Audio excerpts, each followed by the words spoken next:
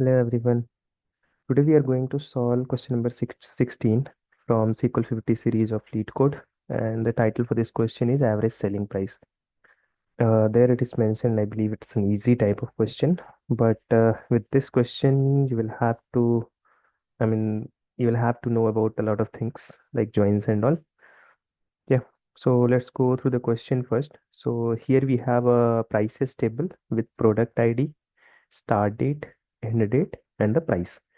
So in this product ID, start date and end date, this is a composite key. So with the help of these three column, it's a unique row. Or it means that the combination of these three column is an primary key for this table. Okay, so what it is denoting here is that in this table, if I'll show you the data first. So let's just go through the data for this table and then let me explain this. Okay.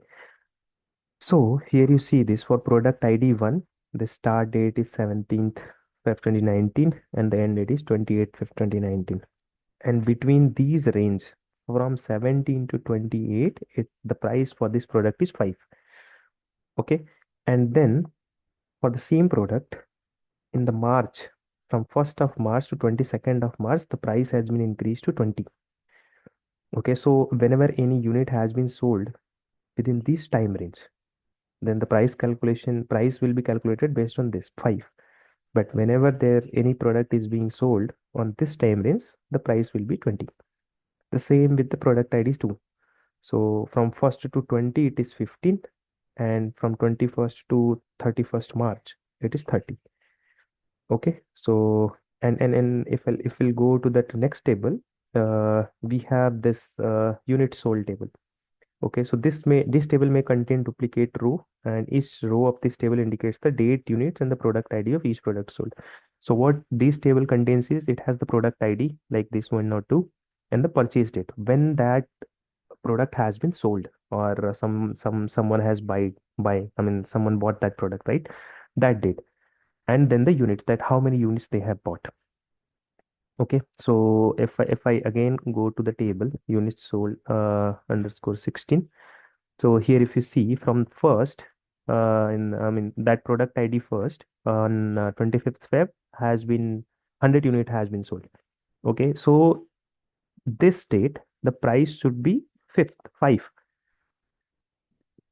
Uh, I think you might be getting it right. Price should be 5 because from in Feb till Feb 28 the price was 5. After that it was I think 20. So this one for the product first on purchase date 1st of March, the price has been increased to 20. So this 15 units price calculation will be based on those date range. Okay, so let me go to the question what it is asking. Write a solution to find the average selling price for each product.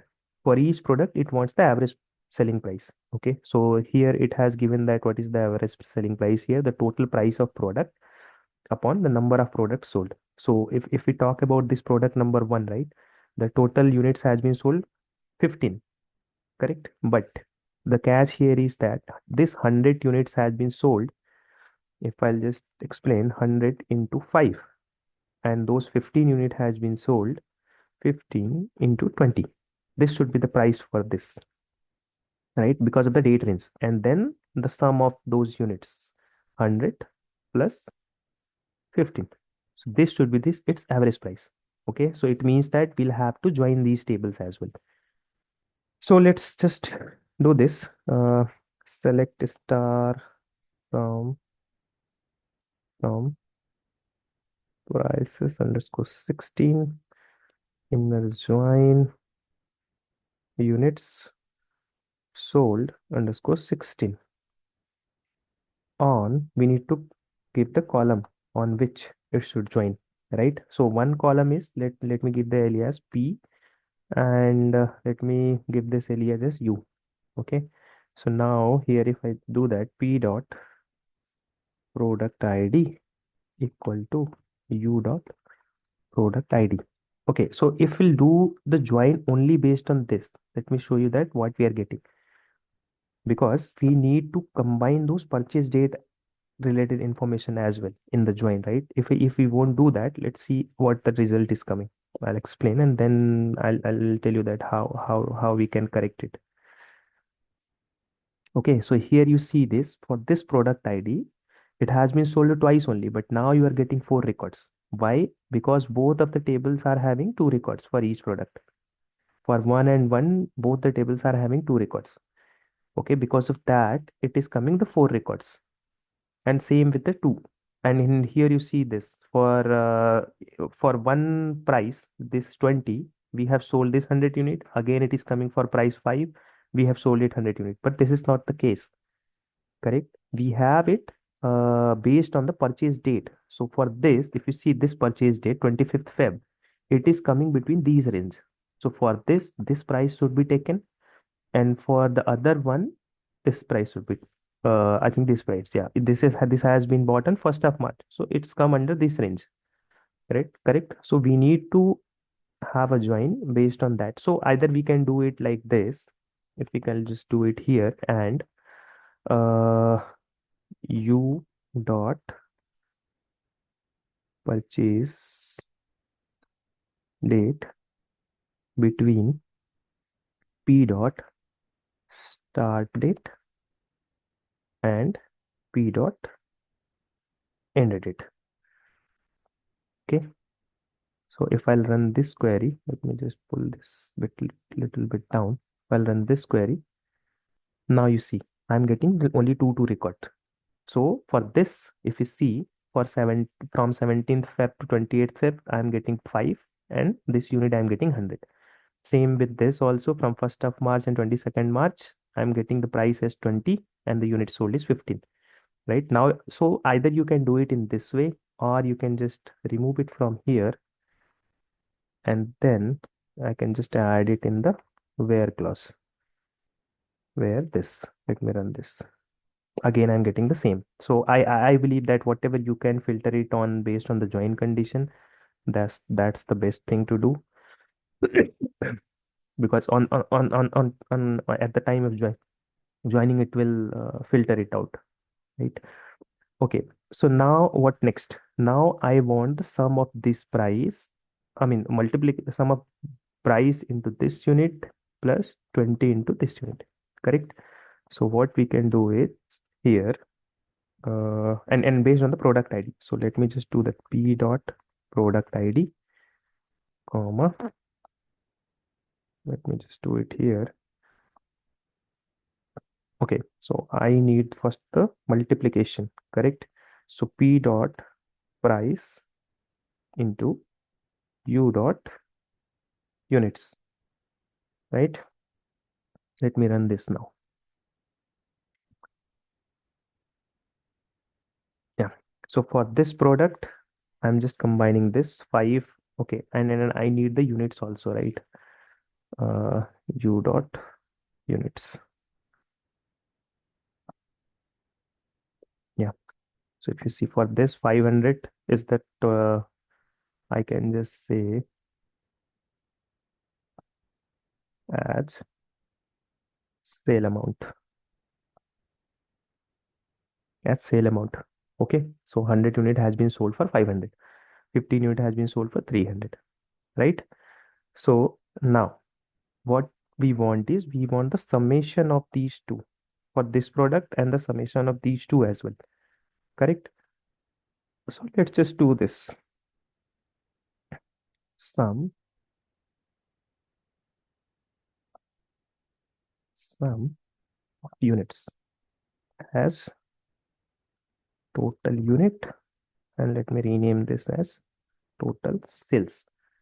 But we can't do it like this when we are using the aggregate function. We need to have the group by product ID, right? So once I'll run it. So now if you see for product 1, the total sales amount is 800, total unit is 115. For product 2, the total sales is 3900, total unit has been sold to 30, right? But what it want is it want the average price. And as per the description, the average price is this total price of the product upon number of products sold. Correct? So now we have these things. So if I'll just remove this, and have it like this as, let me just put one more bracket here, okay,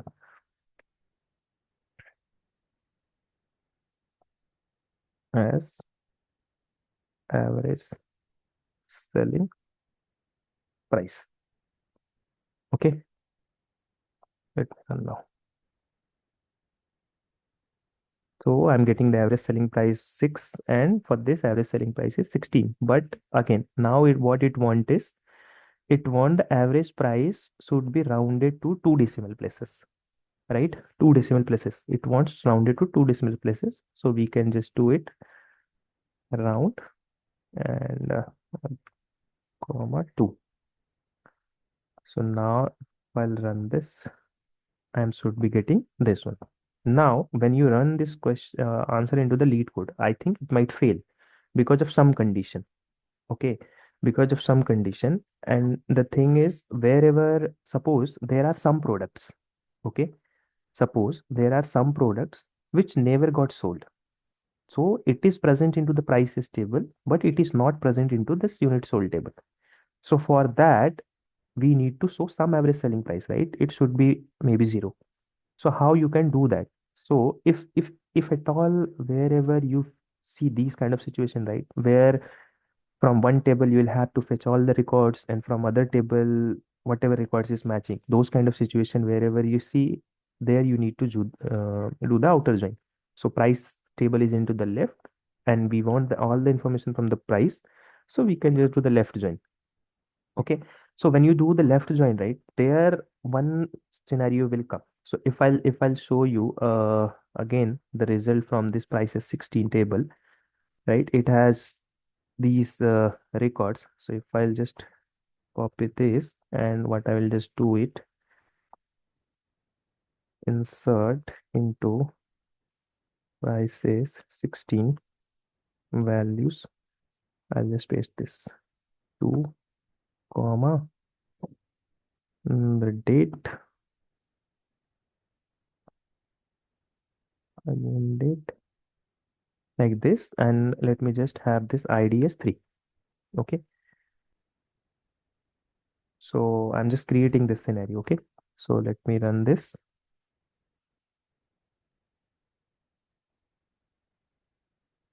Yeah, one row affected. Now I can remove this and run this table again. So here you see this. Let me bring this down. Yeah, I have this record as well. So, but this never got sold. With this, I won't be able, with the inner join, I won't be getting any record from the product ID. I mean, for 3, correct? Now, if I'll run this with the left join, okay. Now, if I'll run this with the left join, let's see. So for 3, I'm getting null. Okay, but I don't want null here. I want something maybe 0.